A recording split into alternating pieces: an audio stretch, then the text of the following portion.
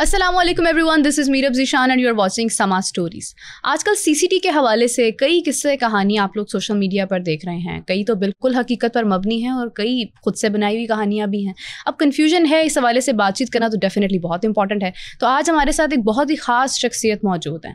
یہ بیسیکلی آپ کہتے ہیں انکاؤنٹر اسپیشلسٹ کون لوگ ہوتے ہیں؟ کون لوگ ہوتے ہیں جو خود انکاؤنٹرس کرتے ہیں، جو انکاؤنٹرس کو فیس کرتے ہیں؟ ہمارے ساتھ آج بابر اوان صاحب موجود ہیں جو کہ انکاؤنٹر اسپیشلسٹ ہیں، ریٹائرڈ پولیس آفیسر ہیں، سی آئی اے میں سرو کیا اور اسی کے ساتھ ساتھ انہوں نے انکاؤنٹرس کی ایک بڑی فہرست ان کے پاس موجود ہے، جس میں ڈیٹیلز موجود ہیں. ان سے جانتے ہیں کہ سی آئی اے کے ساتھ ساتھ جو آج جو سی سی ڈی کے نام سے جو ایک ادارہ قائم کیا گیا، بلکہ اس کو اپ گریڈ کیا گیا، اور اس میں جس طرح سے انکاؤنٹرز ہو رہے ہیں ان میں کتنی حقیقت ہے. السلام علیکم، کیسے ہیں آپ؟ وعلیکم السلام، الحمدللہ.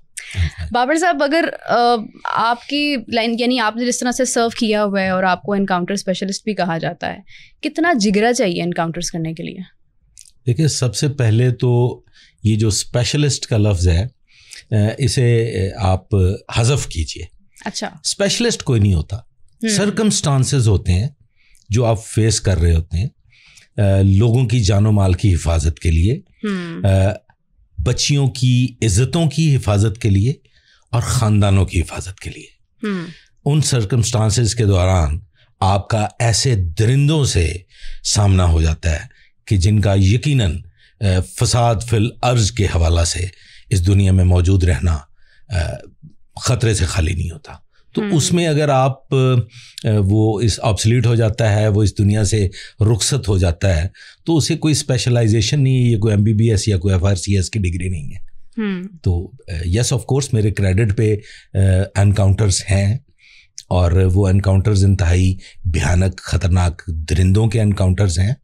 اور میں یہ سمجھتا ہوں کہ فی زمانہ جب لوگوں کو ایک غلط پرسیپشن ہے کہ ڈاکو یا یہ جو کرمنلز ہیں یہ خدا نخواستہ جان کے دشمن بن جائیں گے اور لوگ اس میں کورٹس میں نہیں جاتے اور اپنے مقدمات کی پیروی نہیں کرتے، ڈرتے ہیں، اور پھر وہ لوگ جیلوں سے رہا ہو کے واپس آ جاتے ہیں اور پھر نئے سرے سے پوری پاور کے ساتھ، ایک نئی طاقت کے ساتھ، ایک نئے ایکسپیرینس کے ساتھ فساد فی الارض کا باعث بنتے ہیں. تو پولیس ایسے لوگوں سے نمٹنا بخوبی جانتی ہے، اور ان لوگوں کا مقابلہ ہم کرتے ہیں اپنی جان ہتھیلی پہ رکھ کے. اس میں کوئی شک نہیں ہے. ایڈیشنل آئی جی کی جانب سے 90 days کی ایک مدت کے لیے یہ ایک پیریڈ دیا گیا ہے کہ جس کے اندر آپ کو انکاؤنٹرز کرنے، انکاؤنٹرز نہیں کرنے، آپ کو بیسیکلی کرائم کو روکنا ہے. کیا 90 days کے اندر ممکن ہے کہ جو مقصد ہے اس کو بنانے کا وہ پورا ہو جائے گا؟ دیکھیں، اس سے قبل CIA بھی یہی کام کر رہی تھی. بالکل. اس کے بعد CIA کو اپ گریڈ کیا گیا اور وہ ایک نئے ادارے کی شکل میں، ایک منظم ادارے کی شکل میں سامنے آیا، اینڈ فائنلی اب CCD. تو یہ وہی جیالے ہیں، وہی جفاکش لوگ ہیں جو پہلے CIA میں تھے، پھر اس کے بعد اب CCD میں ہیں. 90 days شاید بڑا بہترین وقت ہے کرمنلز کا تعاقب کرنے کے لیے اور کرمنلز کو گرفتار کرنے کے لیے، ان کو نشان عبرت بنانے کے لیے. یہ شاید بہت کم وقت میں بھی ممکن ہے، کیونکہ CIA جو کہ اب CCD کا درجہ حاصل کر چکی ہے، وہ پہلے سے تیار تھی، وہ پہلے سے ان سرگرمیوں میں بالکل پورے زور و شور سے لگے ہوئے تھے. اس وقت جو آفیسرز ہیں، جن میں محمد علی ہیں اور اس طرح سے 2-3-4 اور آفیسرز ہیں، ان کے پاس ایک آلریڈی لسٹ موجود ہے ان کرمنلز کی جو ایک خوف کی علامت تھے، جو مسلسل کرائم کر رہے تھے اور ان کو پکڑنا مشکل ترین ٹاسک تھا. وہ پہلے بھی یہ ٹاسک سر انجام دیتے رہے، اور اب سہیل ظفر چٹھا، وہ تو آپ کو پتہ ہے کرائم کی دنیا میں ان کا ایک نام ہے، اور وہ پھڑکا کے رکھ دیں گے. اس سے مراد ہرگز یہ نہیں ہے کہ CCD کا مقصد لوگوں کو ختم کرنا ہے، انکاؤنٹرز کرنا ہے. انکاؤنٹرز میں نے جیسے کہ پہلے بھی عرض کیا، سرکمسٹانسز ایسے ڈیولپ ہو جاتے ہیں، حالات ایسے بن جاتے ہیں کہ جو لوگ، میں یہ سمجھتا ہوں 3 لوگوں کو تو زندہ رہنے کا حق نہیں ہے. ایک وہ جو باپ، بیٹے، بھائی یا خامد کے سامنے کسی کی بہو بیٹی کی عزت پامال کرے. بالکل صحیح بات. اور یہ ترہ امتیاز ہے پولیس ڈپارٹمنٹ کے لیے اور اب CCD کے لیے کہ ایسے لوگوں سے لڑ مرا جائے. اور آپ شاید یہ نہیں جانتی کہ جو پولیس آفیسرز یہ ٹاسک سر انجام دیتے ہیں, جو پولیس آفیسرز انکاؤنٹرز کا سامنا ہوتا ہے جنہیں, اور جو لوگ ان کرمنلز کے اگینسٹ فائٹ کر رہے ہوتے ہیں, ان کی فیملیز کھلے عام بازاروں میں نہیں جا سکتی. بالکل ایسے ہی. ان کو خود سے راستے بدل کے اپنے گھر جانا پڑتا ہے. یہ کرمنلز ان کے در پہ ہوتے ہیں اور یہ کوشش کر رہے ہوتے ہیں کہ ایسا شخص جو جان ہتھیلی پہ رکھ کے مسلسل ایک جنگ لڑ رہا ہے اس کو زندہ رہنے کا حق نہیں ہے. جیسے ایک پولیس افسر یہ سمجھتا ہے کہ جو لوگوں کی جان و مال سے کھیلتا ہے, جو لوگوں کی عزتوں سے کھیلتا ہے, جو معصوم بچوں کے اغوا کرتا ہے, جو ریپسٹ ہے, اس کو زندہ رہنے کا حق نہیں ہے. اور اس کے فتاوا موجود ہیں. یہ کوئی ایسے ہوائی بات نہیں ہے, اس کے فتاوا موجود ہیں کہ جو فساد فیلرز کرتے ہیں ان کو ختم ہونا چاہیے. اچھا, کچھ ایسی ویڈیوز بھی سامنے آئی ہیں جس میں جو کرمنلز ہیں انہوں نے حلفیہ یہ بات کہی ہے کہ ان کا کرائم کی دنیا سے اب کوئی تعلق نہیں ہے. اس قسم کی ویڈیوز کتنی ویریفائڈ ہوں گی, کتنا بلیو کیا جائے گا ان کے اوپر؟ سہیل چٹھا صاحب کی قیادت کے اندر جو یہ انیشیٹو لیا گیا ہے, نئی روایت قائم ہوئی ہے. ہاں, لوگ قرآن پاک پہ بالکل بالکل, یہ کتنا افیکٹو ہوگا؟ دیکھیں, یہ کوئی نئی بات نہیں ہے, یہ اس سے پہلے بھی ہوتا رہا ہے اور یہ آئندہ بھی ہوتا رہے گا. یس آف کورس, چونکہ ایک دم سے یہ سوشل میڈیا کے دور میں جب سوشل میڈیا اتنا عام ہو چکا ہے تو لوگوں تک جلدی جلدی یہ خبریں پہنچ رہی ہیں. یہ اس سے پہلے بھی ہوا, عمر ورک صاحب کے دور میں بھی ہوا, یہ عاصم افتخار کمبو صاحب کے دور میں بھی ہوا, یہ چدر صاحب کے دور میں بھی ہوا, اور اسی طرح سے بہت سے پولیس افسران جو اپنے زمانے میں کرائم کے اگینسٹ فائٹ کرتے رہے ہیں, ان کے خوف سے لوگ راہ راست پہ آتے رہے ہیں. بڑے بڑے کرمنلز نے, جن کرمنلز کے آج بھی نام موجود ہیں, یہ بھی قرآن پاک پہ حلف دیتے رہے ہیں, جن میں آپ کی تیفی فیملیز بھی شامل ہیں, جن میں آپ کے گوگیز بھی شامل ہیں اور ٹرکاں والا بھی شامل ہے. یہ لوگ بھی حلف دیتے رہے ہیں اپنے اپنے زمانے میں. چونکہ وہ لوگ ڈکیت نہیں تھے, وہ لوگ منشیات فروش نہیں تھے, ان کی خاندانی دشمنیاں تھیں, تو وہ ایز سچ اپنی خاندانی دشمنیوں کو بھلا نہیں سکے اور ان کی یہ وار جاری رہی. بٹ کرمنلز کا جہاں تک تعلق ہے تو یہ آج سے نہیں, میری سروس کے سٹارٹ میں بھی میں نے وٹنس کیا کہ لوگ آئے, قرآن پاک پہ حلف دیے, اور یہاں تک یہ تو بھی ایک فرد واحد حلف دے رہا ہے, پورا خاندان بھی حلف دیتا ہے, پوری کمیونٹی بھی حلف دیتی ہے کہ ہم اس شخص کی گارنٹی دیتے ہیں کہ آئندہ کرائم نہیں کرے گا. پھر اس کو پولیس انڈر آبزرویشن رکھتی ہے, مانیٹرنگ ہوتی ہے اس کی, دیکھا جاتا ہے کہ یہ واقعی اپنے حلف پہ قائم ہے. تو یہ اچھی بات ہے. میں سمجھتا ہوں کہ اگر معاشرہ اس ڈگر پہ چل پڑے, یہ ایک روایت بن جائے کہ پولیس کی ریپڈ رسپانس اور پولیس کے اس نوعیت کے ایکشنز کو لے کے اگر پبلک راہ راست پہ آ جائے, تو یہ میں یہ سمجھتا ہوں یہ تو بہت خوشائن بات ہے. اچھا, ایک سوال ذہن میں آتا ہے جب آپ CCD کا نام سنتے ہیں اور آپ آج کل جس طرح سے اس کی ایک ہائپ کو دیکھتے ہیں, آپ نے جس طرح سے ذکر کیا کہ CIA بھی یہی کام کر رہا تھا, آج اس کو اپ گریڈ کیا گیا, CCD کا نام دے دیا گیا, لیکن کیا ریزن ہے کہ CIA کی کبھی ایسی ہائپ نہیں بنی ہے؟ سوشل میڈیا پہلے بھی تھا, انکاؤنٹرز پہلے بھی ہوئے ہیں, ڈیفینیٹلی اب آپ ریٹائرڈ ہیں تو اس وقت آپ CCD کا حصہ نہیں ہے, لیکن آپ جب CIA کا حصہ تھے, انکاؤنٹرز تو اس وقت بھی ہوئے ہیں. That's why we are calling you as a specialist of encounters. وہ سب سے پہلے تو یہ ذہن نشین کر لیجئے کہ once a cop always a cop. Exactly. حصہ ہوں, حصہ رہوں گا جب تک اس دنیا میں موجود ہوں. ٹھیک ہے, کوئی بھی فورسز کا بندہ یا پولیس سروس کا بندہ کبھی بھی اپنے پیرنٹس سے جدا نہیں ہو سکتا. تو میرا پیرنٹ ڈپارٹمنٹ ہے, میں اس کے ساتھ ہمہ وقت جڑا ہوں, لیکن اس کا یہ بھی مطلب نہیں ہے کہ اگر میرا ڈپارٹمنٹ کچھ غلط کر رہا ہے تو میں اس کو سپورٹ کروں, اور کوئی بھی آفیسر اس کو سپورٹ نہیں کرتا. CIA میں شاید میرے ٹینیور میں اس سے زیادہ انکاؤنٹرز ہوئے ہیں, لیکن وہ منظر عام پر نہیں آئے, چونکہ یہ جو نئی فورس, نیا ایک ادارہ قائم ہوا ہے, اس ادارے کا قیام سوشل میڈیا پہ بہت زیادہ ہائی لائٹ ہوا, لوگوں کی اناؤنس ہو گیا, لوگوں کی نگاہ اس جانب چلی گئی اور لوگوں نے اسے دیکھنا شروع کر دیا. CIA کی ورکنگ جو تھی وہ چونکہ ایک مدت سے جاری تھی اور لوگوں کو پتا تھا کہ یہ کام CIA کرتی ہے. ورنہ ادروائز آپ ایک CIA کے آفیسر کے کریڈٹ پہ چیک کر لیجئے, محمد علی کے کریڈٹ کو چیک کر لیں, جیسے محمد علی بٹ ہیں ان کے کریڈٹ پہ چیک کر لیجئے, سینکڑوں انکاؤنٹرز آپ کو ملیں گے. یہ کام ہر دور میں ہوا ہے اور اسی رفتار سے ہوا ہے.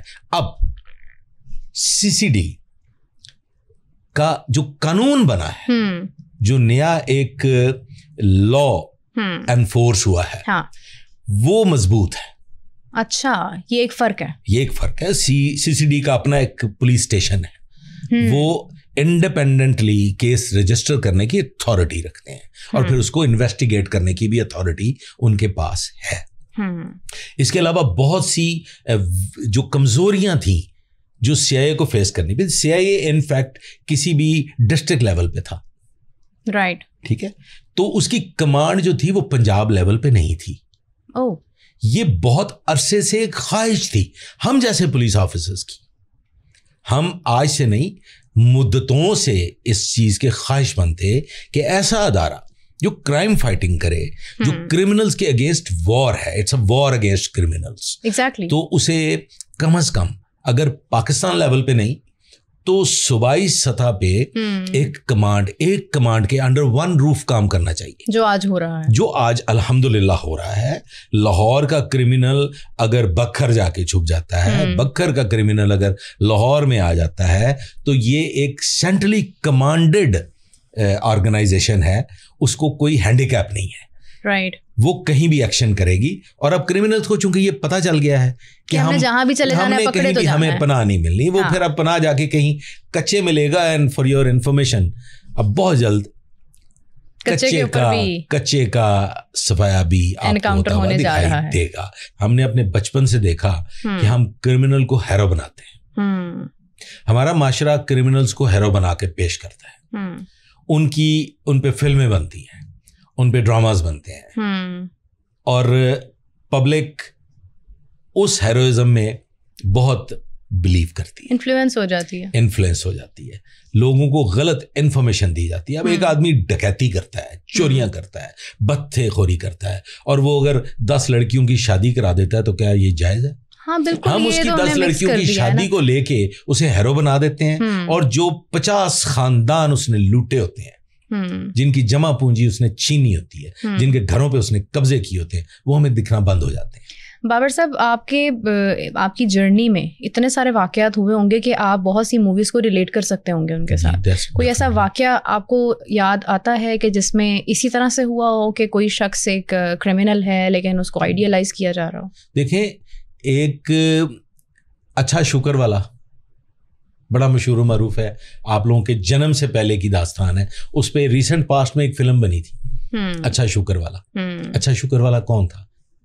کرمنل تھا, جگا گجر, مشہور و معروف کردار ہے. اگر میں فلموں کے نام گنوانا شروع کروں, بٹ بہادر, تو وہ اللہ غریق رحمت فرمائے بزرگوار کو, وہ فرمایا کرتے تھے کہ یہ فلم کا نام ہی غلط ہے, بٹ بہادر, ٹھیک ہے, تو بٹ تو بڑے صلح پسند ہوتے ہیں, بٹ تو بڑی محبت کرنے والے ہوتے ہیں, تو بٹ بہادر نام رکھ کے, تو وہ ایک بٹ کی کہانی تھی. ویشی گجر بھی, ویشی, میں وہی بتا رہا ہوں کہ اگر فلموں کے نام, تو آپ کا پورا ایپیسوڈ فلموں کے نام پہ چلا جائے.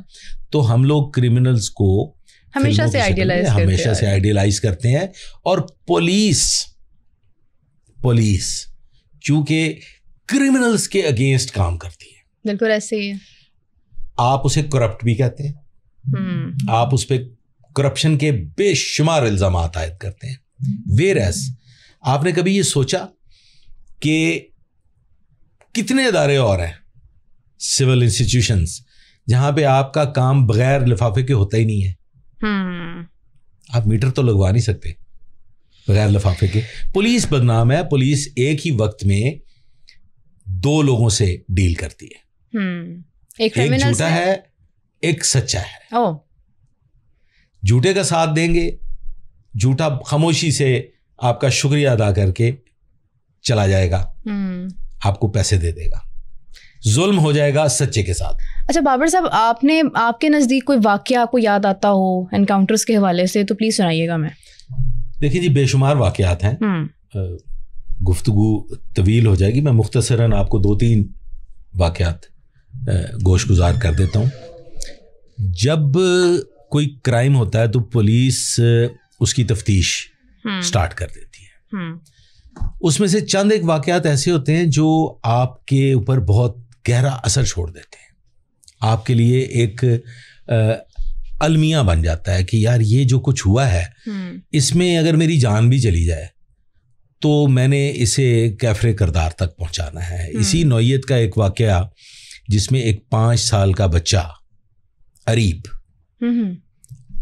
لاہور کی ایک پوش ایریا سے اغوا ہو جاتا ہے اور وہ ایک بہت بڑا واقعہ تھا لاہور کے لوگوں کے لیے کہ بڑی مدت بعد بچہ اغوا ہوا تھا اور اس کے لیے تاوان مانگا گیا تھا. اچھا. مدتوں پہلے ایسے واقعات ہوا کرتے تھے لیکن اریب کا اغوا بالکل آج کل کے لوگوں کے لیے ایک انوکھا اور ایک نیا واقعہ تھا جو کہ لوگوں نے دیکھا بھی, سنا بھی اور اس کو سوشل میڈیا پہ بھی اور مین اسٹریم میڈیا پہ بھی اسے لوگوں نے فالو بھی کیا. اریب کو بازیاب کروانا پولیس کی پہلی اولین ترجیحات میں سے تھا. وہ آپ کی مشہور مجھے نہیں پتا آپ سوسائٹیز کا نام لیتے ہیں یا نہیں لیتے, بحریہ ٹاؤن سے اس کا وہ کڈنیپ ہوا تھا. 2 لوگوں نے اس کو کڈنیپ کیا تھا اور کڈنیپ کر کے وہ غائب ہو گئے تھے اور پھر اس کے کچھ وقت کے بعد انہوں نے رینسم جو تھا وہ ڈیمانڈ کر لیا تھا. میں as a CIA officer, SP CIA Asim Iftikhar Kamboh, Muhammad Ali incharge CIA Ichhra اور نبی بخش انسپیکٹر CIA کانا, ہم سب لوگوں کی ایک ٹیم نے اس پہ کام شروع کیا جس میں ہراول دستہ اس ایریا میں جا کے میں نے پناہ لی جہاں پہ ہمارے پاس انفارمیشنز کے مطابق کچھ نقوش موجود تھے کہ یہ اس جگہ کی بیس ہو سکتی ہے, یہاں سے یہ انیشیٹ ہو سکتا ہے. کیونکہ وہاں پہ ایک خاتون قیام پذیر تھی جو اس کڈنیپر کی دوست تھی. اچھا. اس کی محبوبہ تھی. اس محبوبہ نے ٹپ دی اپنے دوست کو کہ یہ لوگ بہت امیر ہیں, ان کے پاس بہت پیسہ ہے, یہ بحریہ ٹاؤن میں رہائش پذیر ہے اور یہ کروڑوں روپے آپ کو دے سکتے ہیں. وہ بچہ اغوا ہو گیا. میں حویلی لکھا کے اس دور افتادہ علاقے میں کھیتوں میں نے وقت گزارا. وہاں پہ نہ کچھ کھانے کو تھا, نہ پراپر پانی پینے کو تھا. میں اور میرے دیگر آفیسرز اور جوان ہم وہاں کھیتوں میں رہے اور فائنلی اللہ کی مدد سے ہم نے اپنی اسٹریٹجی سے, اپنی ٹیکنیکل طریقے سے وہ سارا ٹارگٹ جو تھا اسے اچیو کیا اور وہ بچہ ہم نے بازیاب کروا لیا. کس طرح ٹیکنیکلی آپ نے فائنڈ آؤٹ کیا؟ ٹیکنیکلی ہم نے ایسے فائنڈ آؤٹ کیا کہ ہم نے موبائلس کی مدد لی. کچھ جو کالز آ رہی تھیں وہ کالز ہم نے انٹرسیپٹ کی. ان کالز کا میڈیم جو تھا وہ یہاں سے کال نہیں ہوتی تھی, وہ UAE سے کال ہوتی تھی. اچھا. اور وہ کال کا طریقہ کار یہ تھا کہ یہاں سے کال UAE ملائی جاتی تھی, UAE سے ڈائیورٹ ہو کے وہ پاکستان میں کال ریسیو ہوتی تھی. تو یہ خیال کیا جا رہا تھا کہ یہ گروہ شاید بین الاقوامی سطح پہ پھیلا ہوا ہے, ویئر ایز وہ تھا لاہور سے متعلقہ, اور لاہور سے متعلقہ ہونے کے ساتھ ساتھ وہ اس خاتون سے وابستہ تھا جو کہ حویلی لکھا میں رہائش پذیر تھی. اس کے تانے بانے حویلی لکھا سے ملتے تھے. لہٰذا وہ ہمارے لیے ایک کامیابی کا راستہ بنا. ہم نے ایک ترتیب ایسی بنائی جس میں ہم نے پھر کرمنل کو بلیک میل کیا. یعنی آپ نے پلے کیا. جی, میرے استاد محترم کہا کرتے تھے کہ ہم جو کرمنلز کے ہاتھوں بلیک میل ہوتے ہیں تو یہ کس کتاب میں لکھا ہوا ہے؟ Why not criminals can be blackmailed by you. تو پھر ہم نے کرمنلز کو بلیک میل کیا اور ان کرمنلز کو مجبور کر دیا کہ وہ اس بچے کو ہینڈ اوور کریں. اس کرمنل نے وہ بچہ اپنے پیرنٹس کے ہینڈ اوور کر دیا. کیا بات ہے. خود ہی اور اس کے پیرنٹس جو تھے وہ ہمارے انڈر آبزرویشن تھے, ہم نے ان پہ نگاہ رکھی ہوئی تھی. As soon as and hats off, I salute کہ اس فیملی نے پورا ساتھ دیا, اور وہ بچہ پھر فائنلی ہماری محفوظ آغوش میں پہنچا, اور ہم نے وہ بچہ اس کے والد اور اس کی والدہ کو ہینڈ اوور کیا. یہاں پہ کہانی شروع ہوتی ہے, ابھی شروع ہوتی ہے. جی, کہانی یوں شروع ہوتی ہے جو کہ بعد میں ہمیں پتا چلا کہ کیا کیا کچھ ہونے جا رہا تھا. اب کریمنلز کی گرفتاری بقایا ہے, کریمنلز کو تو آپ نے اریسٹ کرنا ہے نا, بالکل, وہ تو ایٹ لارج نہیں رہنے چاہیے. بالکل. تو وہ جو کریمنلز تھے وہ شیخوپورہ کے ایک علاقہ میں جا کے روپوش ہو گئے. اچھا. ہم لوگوں کا سلسلہ جاری رہا, ہم نے سٹاپ نہیں کیا. بچہ ریکور ہو گیا, ہمارا پہلا ٹارگٹ اچیو ہو گیا, وہ بچہ اس کے والدین کے ہینڈ اوور ہو گیا, وہ محفوظ ہو گیا. اب ہماری جان ہے, ہم اپنی جان پہ کھیلیں گے, کریمنل کو اریسٹ کریں گے. فائنلی وہ کریمنل جو تھا اپنے دیگر ساتھیوں کے ساتھ لاہور کے ایک ایریا میں, کینٹونمنٹ سائڈ پہ وہ ایریا ہے, ایک گاؤں ہے, اس گاؤں میں جا کے روپوش ہو جاتا ہے. اور ہمیں ہمارا انفارمر بر وقت اطلاع دے دیتا ہے کہ وہ شیخوپورہ سے اپنی محبوبہ کو لے کے لاہور پہنچ چکا ہے. محبوبہ اپنے اہل خانہ کے ساتھ ہے. اچھا. اور وہ اپنے ساتھیوں کے ہمراہ ایک ایریا میں, ایک گاؤں میں, کینٹونمنٹ سائڈ پہ, بارڈر سائڈ پہ روپوش ہو گیا ہے. پولیس وہاں پہ گھیرا ڈالتی ہے, اور وہ گھیرا تنگ کیا جاتا ہے. پولیس پہ اندھا دھند فائرنگ کی جاتی ہے. یہ جو کرمنل ہے یہ پولیس کو للکارتا بھی ہے, اور یہ پولیس کو للکارتا ہے, اور وہاں پہ ایک بڑا عجیب و غریب واقعہ پیش آتا ہے. وہ عجیب و غریب واقعہ یہ پیش آتا ہے کہ آپ لوگ ہمارا کچھ نہیں بگاڑ سکیں گے, مجھے آپ گرفتار نہیں کر سکیں گے, ممکن نہیں ہے. ہمارے پاس اسلحہ بھی بہت ہے, ہمارے پاس راستے بھی بہت ہیں, آپ لوگ پیچھے ہٹ جائیں, ہمیں سیف پیسج دیں, اور دوسرا بتا دیں ظہیر الدین بابروان کو کہ میں انشاءاللہ تعالی میدان میں آؤں گا. اس نے انسلٹ کیا تھا میری محبوبہ کو حویلی لکھا, تو اس کا مرنا لازم ہے. اچھا. اسے قتل کیا جائے گا. یعنی وہ الٹا آپ کو دھمکا رہے ہیں. دھمکا رہا ہے, یہ اس نے وہاں سے باقاعدہ ایک للکارا. لیکن این اس وقت میں نے یہ دیکھا ہے کہ جب جب بھی مجھے کسی نے للکارا ہے تو وہ اپنے ساتھیوں کی گولیوں کا نشانہ بنا ہے, وہ پھر زندہ نہیں رہا. تو یہ شخص 1.5 گھنٹے کی کراس فائرنگ کے بعد اپنے ساتھیوں کی گولیوں کا نشانہ بنتا ہے. کیسے؟ اور اس دنیا سے رخصت ہو جاتا ہے. یہ بہت انٹرسٹنگ پوائنٹ ہے, اپنے ساتھیوں کی گولیوں کا نشانہ. جی میں آپ کو اس میں عرض کر دیتا ہوں, یہ بہت بڑا سوال ہے, میں نے یہ جان بوجھ کے یہاں پہ ذکر کیا ہے تاکہ آپ اس سوال کو بھی شامل حال کر لیجئے. جتنے کرمنلز ہیں یہ ایک غلط, آپ کی مطلب ایک غلط سوچ ہے کہ کرمنل کوئی بڑا پہلوان ہوتا ہے, کرمنل کوئی بڑا مشاق ہوتا ہے, وہ بڑی زبردست قسم کی ٹارگیٹنگ کر سکتا ہے, اور وہ ویپن ہینڈلنگ میں بھی بڑا ماہر ہوتا ہے. اس نے کوئی ٹریننگ شریننگ نہیں لی ہوتی. اور ہم نے تو یہ سنا تھا اپنے بچپن سے کہ چور دے پیر ہی نہیں ہوندے, اس سے بڑا بزدل کوئی نہیں ہوتا. اور ایک بات یاد رکھیے گا, کرمنل دلیر ہو ہی نہیں سکتا, بہادر ہو ہی نہیں سکتا.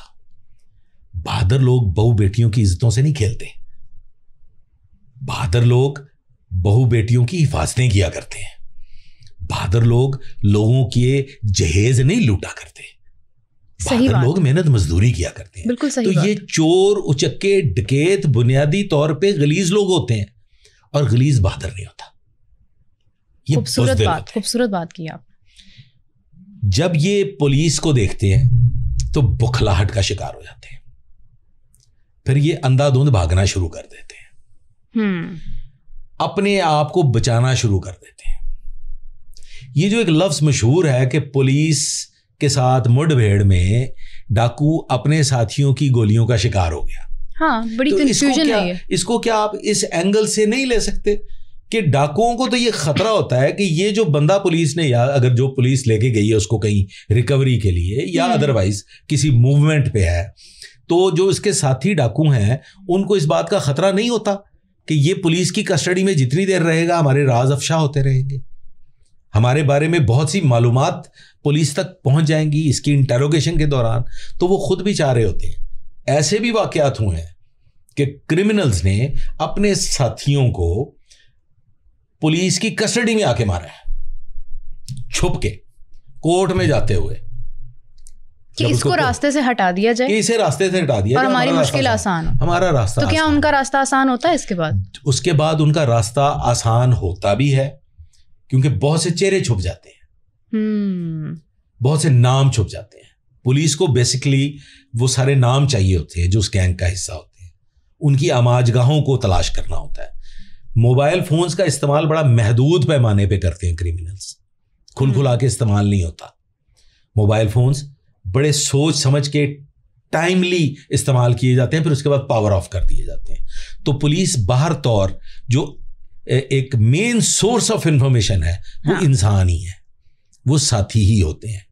سیکرٹلی آپ اگر کسی ٹارگٹ کو فالو کر رہے ہیں تو اس کے بارے میں آپ جتنی بھی انفارمیشنز لیتے ہیں تو اس کے نیٹ ورک دو ہی ہیں, ایک ٹیکنیکل ہے جو آپ کمپیوٹر سے مدد لیتے ہیں, اور ایک آن گراؤنڈ موجود انسان. میرا سوال یہی تھا نیکسٹ, جس کا آپ نے جواب خود ہی دے دیا, کہ انفارمر کون ہوتا ہے پولیس کا. اب انفارمر سے معلومات حاصل کرنے کے لیے, اس کو انفارمر بنانے کے لیے پولیس کو کیا جدوجہد کرنی پڑتی ہے؟ پہلے کسی زمانے میں باقاعدہ اس کے لیے پولیس کو انفارمرز ہائر کرنے پڑتے تھے. اوکے, انفارمرز آؤٹ سورس, یعنی کہ اس گینگ کا حصہ نہیں ہے, جی بالکل ایک ڈفرینٹ آدمی ہے. اور پولیس کے لیے باقاعدہ اس میں ایک ٹریننگ بھی شامل تھی جو ہم CIA کے آفیسرز کو دیا کرتے تھے انفارمرز بنانے کے لیے, کہ انفارمر کیسے بنتے ہیں. ایک تو وہ پیڈ انفارمرز ہوتے تھے, اوکے, جسے ہم خبری کہتے ہیں, ان کا جاب ہی ہے. ٹھیک ہے, وہ کرمنل نہیں ہوتے, وہ چھوٹے موٹے کرمنل ہوتے ہیں, کوئی پاکٹ مار, کوئی چھوٹی موٹی چڑی پتا بیچنے والا, کوئی چھوٹا موٹا جواریا, چھوٹا کرمنل. تو اس کو پھر آپ ہائر کر لیتے ہیں پرماننٹ بیسس پہ, وہ پیڈ انفارمرز ہوتے ہیں, رائٹ. اور وہ بڑے فائدہ مند ثابت ہوتے ہیں, کیونکہ کرمنلز میں پھرنا ان لوگوں کے لیے آسان ہوتا ہے, ان کی موومنٹ کرمنلز, یعنی کرمنلز کو ڈھونڈنے کے لیے بھی سم ٹائمز کوئی کرمنل چاہیے ہوتا ہے. You need a thief to catch a thief. Wow, بہت بڑی مثال ہے یہ تو, انٹرنیشنلی نون ہے کہ آپ کو چور پکڑنے کے لیے چور کی ضرورت ہے. جب ہم بھی کرمنل کا پیچھا کرتے ہیں, جب ہم کرمنل کو ٹارگٹ کرتے ہیں, تو ہم بھی اسی انداز میں سوچتے ہیں. یہاں پہ میں آپ کو ایک دلچسپ واقعہ سنا دیتا ہوں جو شاید نارملی لوگ اس طرح کی چیزیں ڈسکس نہیں کرتے. میرا ایک بہت وسیع ایکسپیرئنس ہے کار تھیفٹ میں. اچھا. جو کار لفٹرز, کار تھیفٹ کے ماہرین جس حد تک میں نے اریسٹ کیے ہوئے ہیں اور میری ٹیم نے اریسٹ کیے ہوئے ہیں, ایک زمانہ تھا کہ کار لفٹنگ کے حوالے سے ہم بے تاج بادشاہ تھے. ہم نے زیرو کیا لاہور کا کرائم کار لفٹنگ میں. کیا بات. ہماری وہ ٹیکنیک, وہ اسٹریٹجی, اس دور کا اگر آپ اسٹیٹسٹکس نکال کے دیکھیں تو آپ کو نظر آئے گا کہ لاہور میں ہوا کیا. جو لوگ کاریں خریدتے تھے چوری کی یا سنیچڈ, ان لوگوں نے کہہ دیا بھائی لاہور کی گاڑی نہیں چاہیے, گجرانوالہ سے لے آؤ, فیصل آباد سے لے آؤ, ملتان سے لے آؤ, لاہور کی گاڑی ہم نہیں لیں گے. کیا بات. کیونکہ ہم نے ان کے بیچ کا بندہ پھنسا لیا تھا. اچھا. میرے ایک آفیسر نبی بخش بٹ, ان کو ہم نے لانچ کیا. یہ میں انفارمر کی بات بتا رہا ہوں کہ انفارمر کیسے بنتے ہیں. انہیں ہم نے لانچ کیا علاقہ غیر میں, کہ آپ نے وہاں پہ جانا ہے اور اپنے آپ کو آپ نے بتانا ہے کہ میں بہت بڑا لاہور کا ڈان ہوں, اور جتنے بھی کار چور سارے میں وہ ہائر کر سکتا ہوں, آپ میرے ساتھ ڈیل کریں, ہم بلک میں ڈیل کرتے ہیں. آپ کو سینکڑوں کی تعداد میں گاڑیاں, یعنی آپ نے ایکٹ کروا لیا ان سے. کروا لیا, وہ وہاں چلے گئے. وہ ان کی بھی زندگی کا ایک خطرناک ترین مرحلہ. بالکل ایسے ہی ہے. اگر ایک لمحے کے لیے انہیں یہ خدشہ بھی ہو جاتا کہ یہ پولیس کا بندہ ہے تو وہ اسے وہی مار دیتے. بالکل ایسے ہی ہے. اس نے اپنی جان ہتھیلی پہ رکھی اور وہاں پہ ان لوگوں کو ہائر کیا. ہائر کیا جی, لاہور میں ہمارے پاس بہت بڑی حویلی ہے, اور آپ لوگوں کو ہم یہاں پہ کھانا بھی کھلائیں گے, آپ لوگوں کو ہم یہاں رہائش بھی دیں گے, آپ لاہور سے ہمارے ساتھ مل کے آپریٹ کریں. ان لوگوں کو لاہور جو ایک بلک میں گاڑیاں خرید رہے تھے, ان کی خریدی ہوئی گاڑیاں کوئی 9-10 سے زیادہ لاہور میں موجود تھیں مختلف مقامات پہ, جو انہوں نے ٹرانسپورٹ کرنی تھی, لاہور سے لے کے جانی تھی. وہ چاروں لوگوں کو, ان گینگسٹرز کو, ہم نے وہاں سے ایک اکیلے انسپیکٹر نبی بخش بٹ کے ساتھ لاہور موو کروایا. وہ ہمارے جھانسے میں آئے. یہ دس از آلسو انفارمیشن نیٹورک. وہ لے کے آئے, پھر ہم نے اٹک کے مقام پہ ان کو اپریہینڈ کیا اور انہیں ہم نے اریسٹ کر لیا. اچھا. اور اریسٹ کر کے لاہور لے آئے. پھر 9-10 گاڑیاں بھی ہم نے ریکور کی, اور وہ جو چین تھی وہ ہم نے بریک کی. اور وہ جب جیل گئے تو انہوں نے کہا جی یہ فرشتے نازل ہو گئے, ان کا طریقہ کار ہی ڈفرینٹ ہے. ہم نے وہاں کے خاصا دار خریدے, سوئے ہوئے لوگوں کو اٹھایا. ٹھیک ہے, وہ کہتے ہیں کہ آپ, ایک ڈائلاگ ہے ایک ہمسایہ ملک کی فلم کا, مجھے بہت پسند ہے, اور میں اپنی پالیسنگ کے دوران وہ کام کرتا رہا ہوں, کہ آپ کو کس نے بولا کہ پولیس سب کام قانون کے مطابق کرتی ہے. تو جب آپ کرمنل سے فائٹ کر رہے ہوتے ہیں تو پھر تعزیرات پاکستان, ضابطہ فوج, کرمنل مائنڈ سیٹ کے ساتھ, تو پھر آپ کو اس مائنڈ سیٹ کے ساتھ چلنا پڑتا ہے, آپ کو اسی انداز میں سوچنا پڑتا ہے. یہاں پہ ایک اور خوبصورت واقعہ ہے, مجھے بھی کرمنل سے سیکھنے کا موقع ملا. میں نے کرمنل سے لرن کیا. اچھا. ایک کرمنل نے توبہ کی, جیسے آج کئی ویڈیوز کے اندر ہم دیکھ رہے ہیں. میرے پاس اس نے توبہ کی. اس نے کہا جی کہ میں قیامت ہو رہا, آج بھی وہ موجود ہے, اور وہ آج سوشل میڈیا پہ صحافت کر رہا ہے. کرمنل, وہ کرمنل تھا. اب وہ الحاج ہے, وہ 7 وقت کا نمازی ہے, ماشاءاللہ, اور وہ معاشرے کی برائیوں کو بے نقاب کرتا ہے. کیا بات ہے, کیا بات. اس نے میرے ہاتھ پہ بیعت کی. نام لے سکتے ہیں آپ ان کا؟ جی, لقمان. خالی لقمان. اس نے میرے ہاتھ پہ بیعت کی. اور اس بیعت کے نتیجے میں وہ آج ایک چھوٹی سی دکان بھی چلا رہا ہے لنڈا بازار میں, ٹاؤن شپ کے لنڈا بازار میں, جہاں پہ وہ چھوٹے چھوٹے کپڑے بھی فروخت کرتا ہے, اور شام کے ٹائم پہ کرمنلز کے خلاف سٹوریز مختلف چینلز کو بھی دیتا ہے, سوشل میڈیا کو بھی دیتا ہے. یہ تو آپ نے لڈو دے کر واپس لے لیا. پہلے آپ نے لقمان بولا, اب آپ نے لنڈے کی دکان کا ذکر کر دیا. اب یہ لنڈے والا لقمان ہم کہاں سے ڈھونڈیں؟ آپ یہ میں تو کہوں گا کہ آپ اس لقمان کو بھی انٹرویو کیجیے, وہ ایک سٹار ہے. ضرور کریں گے ہم. بالکل. میں نے اس لقمان کی معافی کے بعد, جب اس نے مجھے قرآن پہ حلف دیا, تو میں نے اسے ڈرائیور رکھ لیا. اچھا. کیونکہ وہ ایک نوکری دی یعنی آپ؟ جی, وہ ایک معروف کار چور تھا. ایک معروف کار چور تھا, اس کا نام تھا کرمنلز کی ہسٹری میں. آپ اگر اینٹی کار لفٹنگ سیل جو ہے اس کے کسی بھی آفیسر سے لقمان کا ذکر کریں تو وہ ایک نام ہے. اچھا. میں نے اس کو ملازم رکھا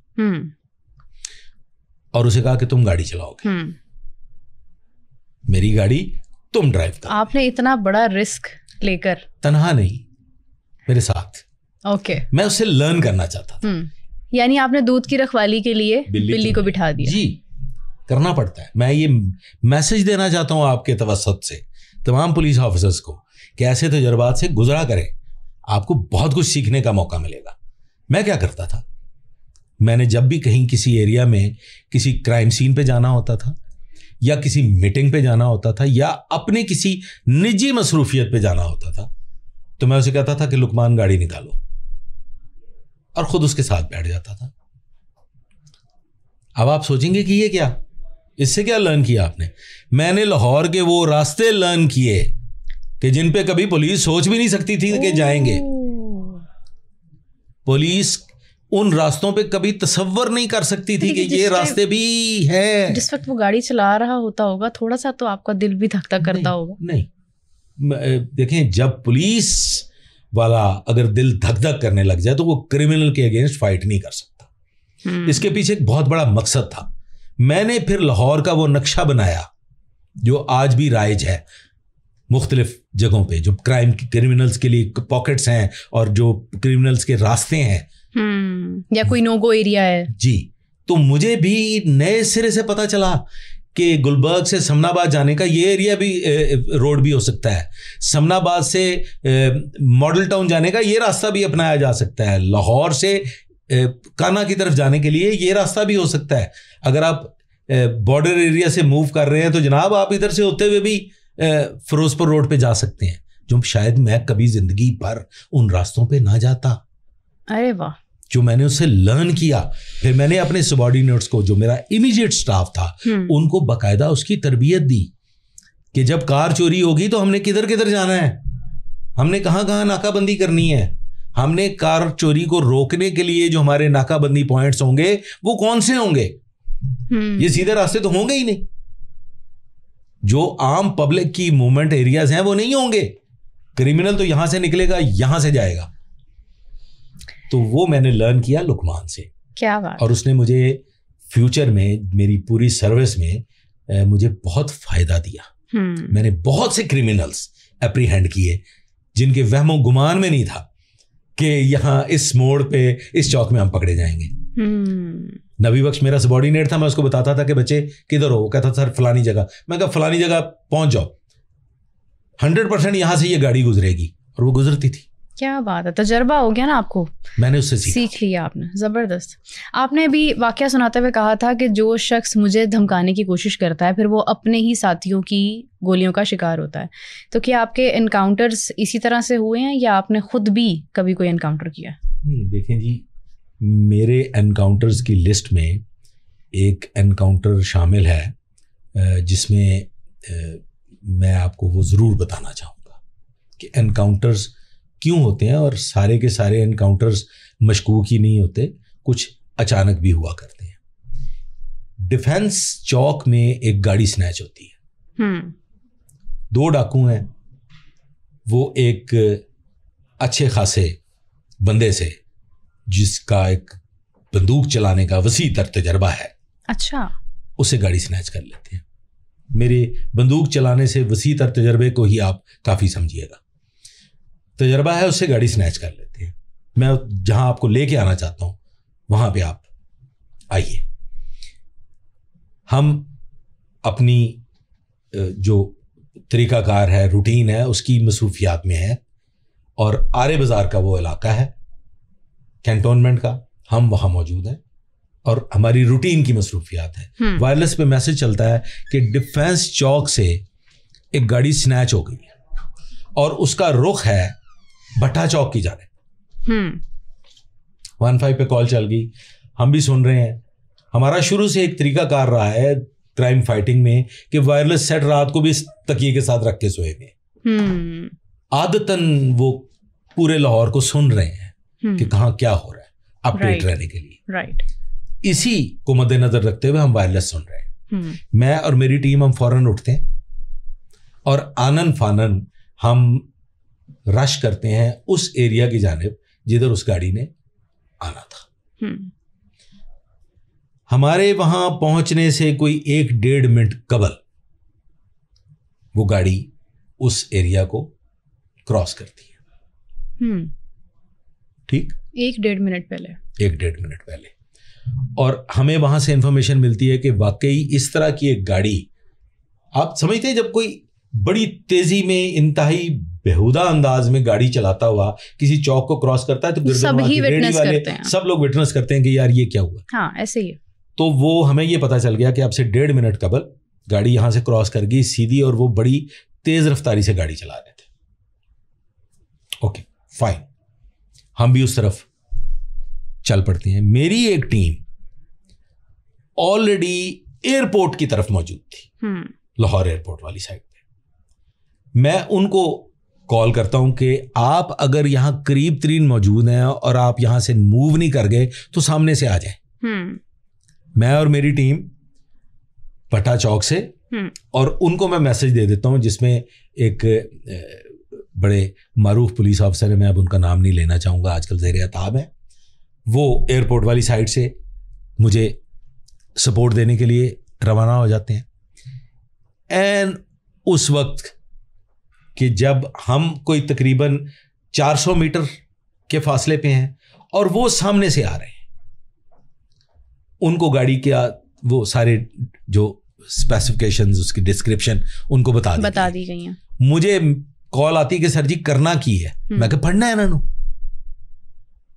انہوں نے کہا اوکے, وہ ان کو روکنے کی کوشش کرتے ہیں, وہ فائر کر دیتے ہیں. وہ سیویز میں تھے, وہ آفیسرز سیویز میں تھے. اب ہماری کال ہے, مجھے آواز آتی ہے, میں کہتا خیر ہے کیوں, کہتے جی گولیاں چلا رہے, فائر مارے اسو. میں کہ مار دیو. گئی سر جی اوکے. اتنی دیر میں وہ چونکہ اپریہنڈ ہو گیا, اس کی سپیڈ سلو ہو گئی ہے, وہ سڑک کے ساتھ ساتھ لگتا ایک دیوار ہے, وہ دیوار کے ساتھ اس کی گاڑی لگ جاتی ہے, لیکن وہ فائر کرنا نہیں چھوڑتا. ایک ان میں سے نکل کے گاڑی کی بیک سائڈ پہ آ جاتا ہے, اور ایک ڈرائیونگ سیٹ والا گاڑی نہیں چھوڑ سکتا. وہ دونوں وہاں پہ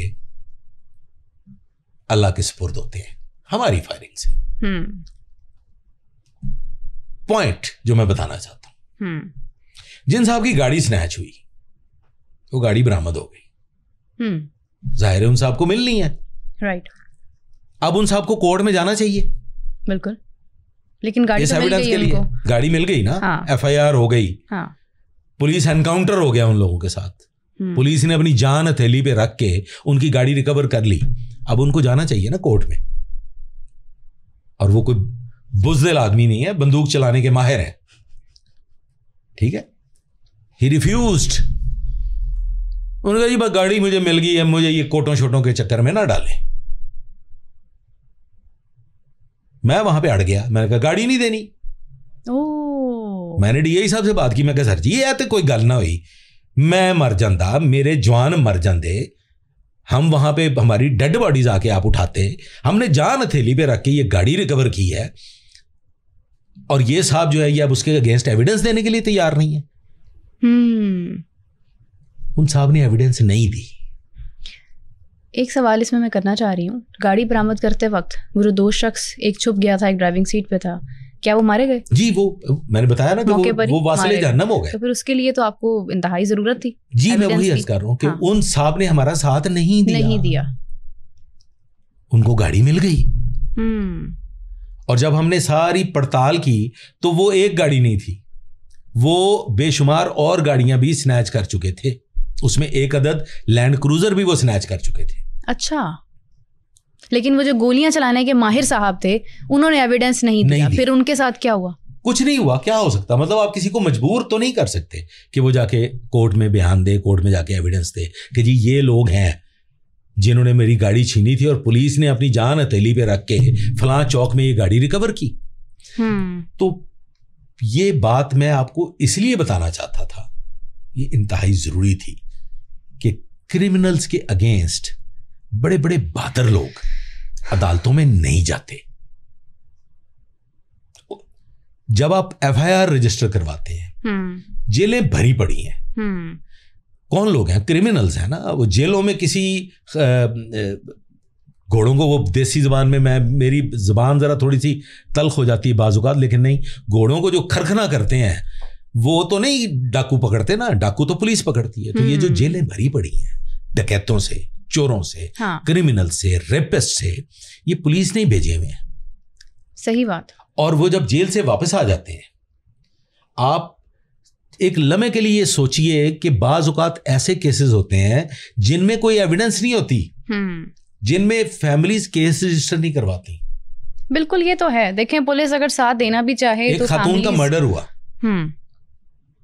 مرڈر ہوا جوہر ٹاؤن کے علاقہ میں. میں سی آئی میں تھا, میرا ایریا تھا, میں وہاں گیا. کئی گھنٹے تک اس بیچاری لڑکی کا کوئی مدعی نہیں تھا جو ایف آئی آر لانچ کروائے کہ ہماری بیٹی, ہماری بہن قتل ہو گئی ہے. میں یہ چاہتا تھا, مجھے یہ شک نہیں, یقین تھا کہ اس کا ہسبینڈ اس مرڈر میں انوالو ہے. ہم نے منتیں کی, میں نے فزیکلی منتیں کی اس کے پیرنٹس کی. انہوں نے کہا اس نے مرضی سے شادی کی تھی, ہم اس کے مدعی نہیں بنتے. یہ اس میں ہمیں گواہ نہیں مل رہے تھے. ہم نے لوگوں کی منتیں کی کہ خدا کے لیے جس نے یہ واقعہ دیکھا ہے اس کے لیے گواہی دو. بڑی مشکل سے جا کے ہمیں اس میں گواہان ملے. وہ کورٹ میں ابھی تک زیر سماعت ہے. اس کا کوئی پیروی کرنے والا نہیں ہے.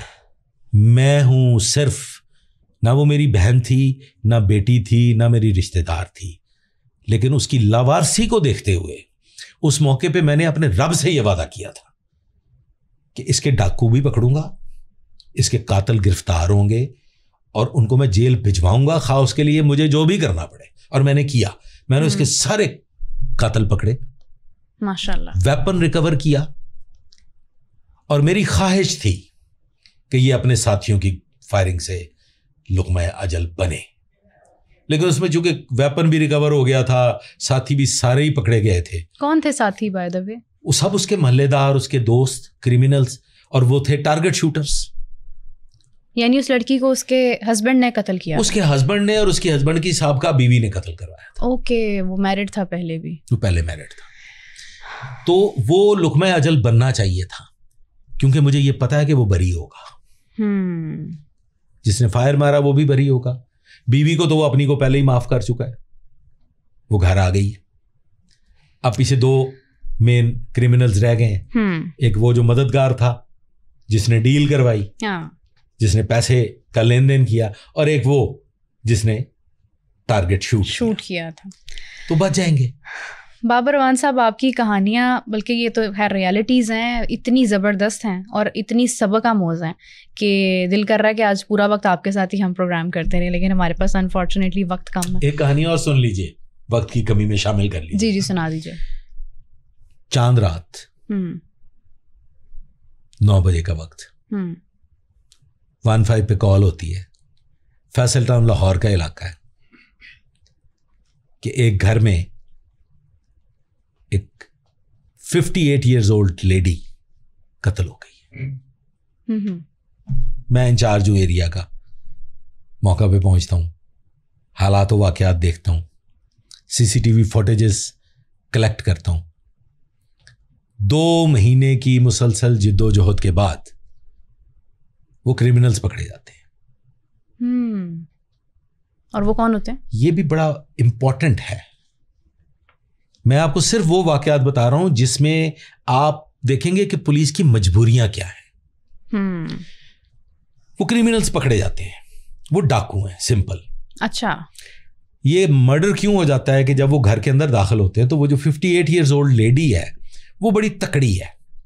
وہ دیکھتی ہے ایک بندہ اس کی طرف گن پوائنٹ کر رہا ہے تو وہ اس کو کہتی ہے تیری ایسی دی تیسی, تو وہ فائر کرتا ہے. 2 فائر اس کو لگتے ہیں اور وہ موقع پہ ڈھیر ہو جاتی ہے. اب وہ گھر لوٹ کے چلے جاتے. اب ان کی اولاد نہیں, گھر نہیں لوٹ پاتے. وہ کیسے؟ فائر ہو گیا, اب تو بھاگنا ہی ہے. اب تو انہوں نے بھاگنا ہے. وہ دیواریں پھلانگتے ہیں, بھاگ جاتے ہیں. ہم ان کو 2 ماہ کی مسلسل جد و جہد کے بعد گرفتار کر لیتے ہیں. اس میں وہ جو مین کرمنل ہے اس کے ساتھی کو پکڑنے کے لیے ہمیں جانا پڑتا ہے کانا کے علاقہ میں, اور وہاں پہ ہم جب اس کے ساتھیوں کو گرفتار کرنے جاتے ہیں تو وہ اپنے ساتھیوں کی فائرنگ سے موقع پہ ہلاک ہو جاتا ہے. اس کی سانسیں چل رہی ہوتی ہیں, ہم اس کو اٹھاتے ہیں, ہاسپٹل لے کے جاتے ہیں, کوشش کرتے ہیں کہ یہ زندہ بچ جائے, لیکن اللہ کو یہی منظور تھا کہ ایسا سفاک اس دنیا میں نہ رہے, وہ اس جہان فانی سے کوچ کر جاتا ہے. پوائنٹ یہاں پہ نوٹ کر لیجئے. پوائنٹ یہ ہے کہ اس 2 ماہ کے عرصہ میں اس خاتون کے اہل خانہ مسلسل کوشش کرتے رہے کہ یہ جو بابا بچ گیا ہے اس کی جائیداد اس خاتون کے اہل خانہ کو مل جائے. وہ کہتے ہیں اس نے مروا دی ہے. اس خاتون کا تو کوئی 10 کلو سونا تھا, وہ گھر پہ نہیں ہے, وہ اس بابے نے غائب کروا دیا ہے. وہ اس موت سے بھی فائدہ حاصل کرنا چاہتے تھے. ان کو اس چیز سے کوئی غرض نہیں تھی کہ کرمنل پکڑے جائیں. پولیس نے پرسنلی ایفرٹ کی, کہاں علاقہ غیر تک گئے, کہاں چکوال, جیلم, سیالکوٹ, نارووال, ڈسکا, وہاں پہ میری نفری, میری فورس, میرے جوان راتوں کو وہاں اس شخص کو تلاش کرتے رہے. اور اس میں سے ایک شخص جو اس وقت جیل میں ہے وہ اپنے ساتھیوں کی گولیوں کا شکار نہیں ہو سکا, ورنہ وہ بھی شاید اپنے ساتھیوں کی گولیوں کا شکار ہو جاتا. کیونکہ یہ ثابت کرنا ضروری تھا کہ یہ جو 65 سال کا 70 سال کا بابا ہے یہ اس نے قتل نہیں کروایا, یہ قتل ڈاکوؤں نے کیا ہے, وہ ڈکیتی کرنے آئے تھے. پولیس کو بہت ساری مشکلات کا سامنا ہوتا ہے. دیکھیں یہ تو بات ڈیفینیٹلی ہم سب جانتے ہیں کہ پولیس ایفرٹ بہت کرتی ہے, لیکن وہی بات آ جاتی ہے کہ ہمیں صرف وہ نظر آتا ہے جو ریکارڈ پر آ جاتا ہے, سوشل میڈیا پر آ جاتا ہے, اس کے بیک اینڈ کتنی جد و جہد ہے وہ ہم دیکھ ہی نہیں پاتے ہیں. بابر صاحب آپ کا بہت شکریہ, تھینک یو سو مچ. آئی وش کہ میں آپ کو دوبارہ بلاؤں اور ہم آپ سے پھر سے یہ سارے واقعات سنیں جو کہ ہمیں بہت سی چیزیں سکھاتے ہیں. آپ سے ملاقات ہوگی نیکسٹ ایپیسوڈ میں. دیکھتے رہیے سما اسٹوریز. اپنا بہت سارا خیال رکھیے گا. Take care. اللہ حافظ.